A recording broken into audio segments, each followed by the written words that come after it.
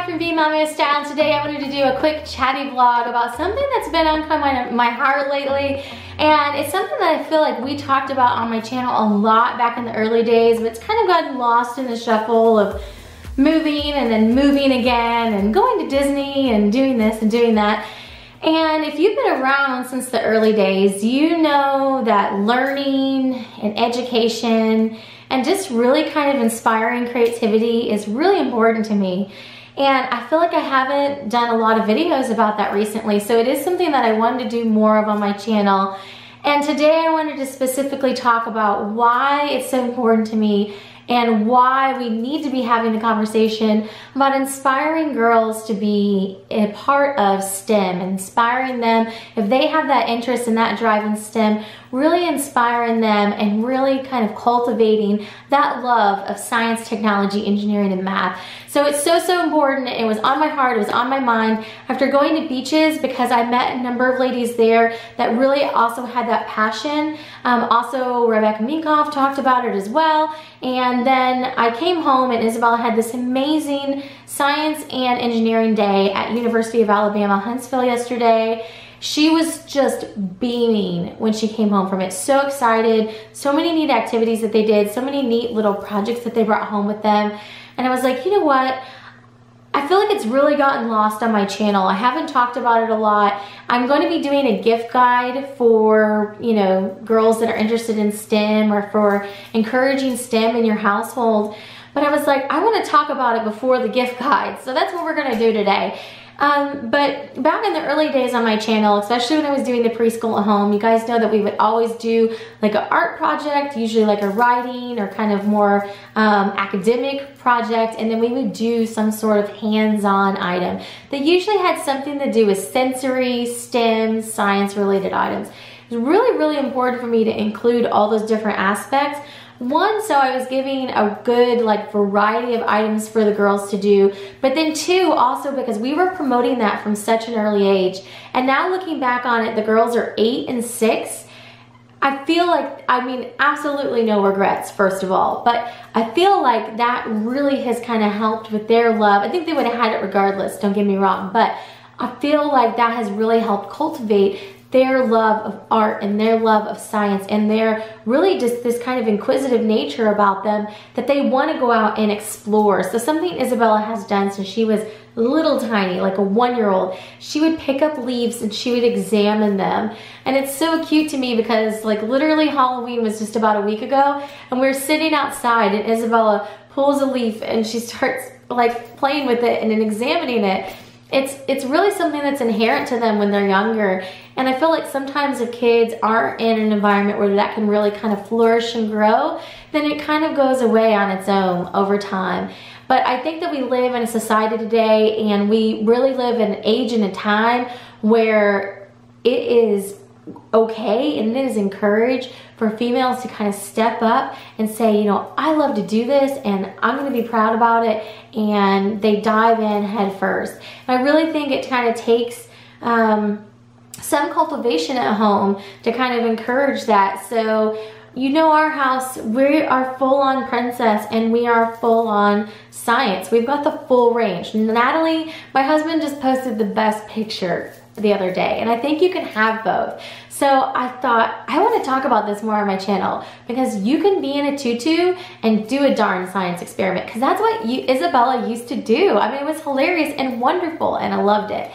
And she would run around the house and dress up, you know, garb. She'd be in a princess costume with a tiara on, and she would be inquisitive and be doing like a science experiment or digging into Orbeez with me or doing whatever it was. And you can absolutely have both. So I really want to figure out ways in my life over the next year to encourage, if you want to dive in and do science in a tutu, go for it. If you want to dive in and be interested in technology while wearing a coding shirt, go for it.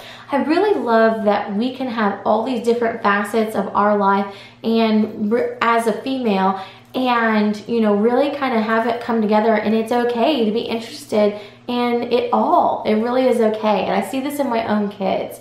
So I wanted to talk about it as a parent, as a female, what I think for females in general, and And then also, you know, raising girls that are interested in art and science and STEM related things. So I think it's no secret after looking at our videos and just knowing us from a number of years, if you've watched our videos, Isabella is my very STEM oriented science, engineering. She absolutely loves that, and I very much see that being a career path idea for her.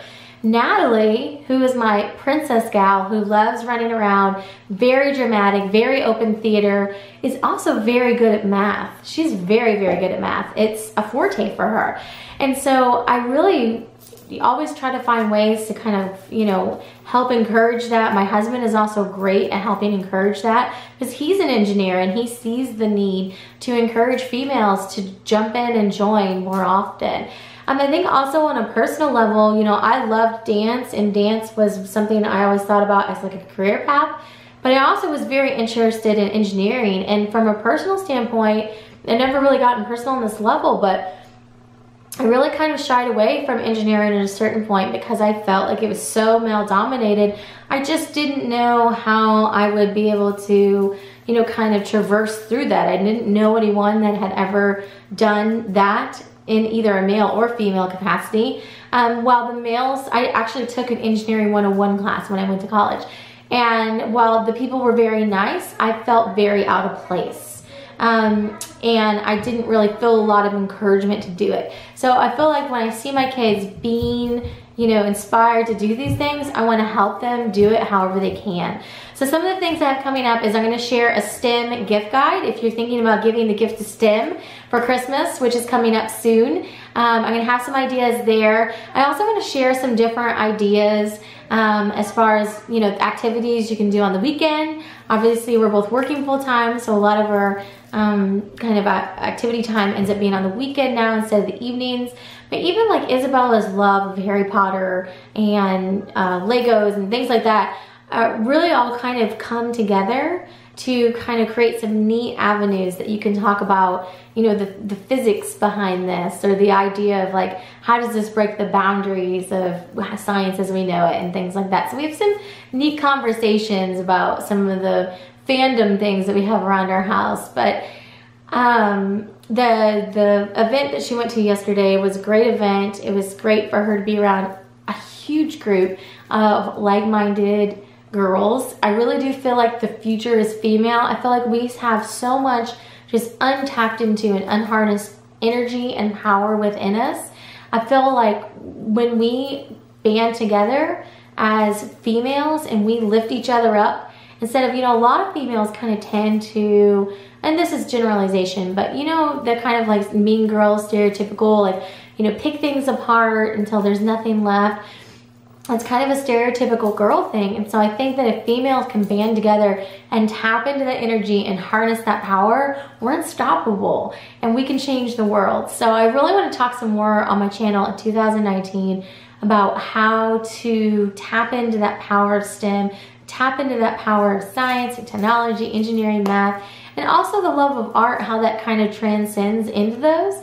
Because I feel like, you know, you can be creative and be interested in science as well. So it was just on my heart, on my mind. I wanted to share it as kind of an introductory conversation. I'm also going to be posting on my blog, so make sure you check out my blog if you haven't. Been meaning to talk about that in a video, but it's back to the whole time conversation. I'm going to be doing a kind of reintroduction to my blog because I just had it majorly redone a few months ago. It looks beautiful and I'm totally relaunching it. I'm so excited. And this is going to be one of the big topics that I talk about on there as well. So check that out. It's www.BeingMommywithStyle.com, and I will have some more videos here on YouTube. Also on Facebook. Follow me over there if you don't. I'm starting to post videos because I'm part of their video creator program over there as well. And also on my blog, a lot more to do with the subject over the next year. So leave your comments and questions down below. If there's any specific video ideas that you would love to see to do with encouraging girls in STEM, I'd love to see those down below. I'd love to hear about what you want to talk about, what conversations we can open up about it, and what type of video ideas you would love to see. And I will see you in another video very soon. Thanks so much for watching and have a great day.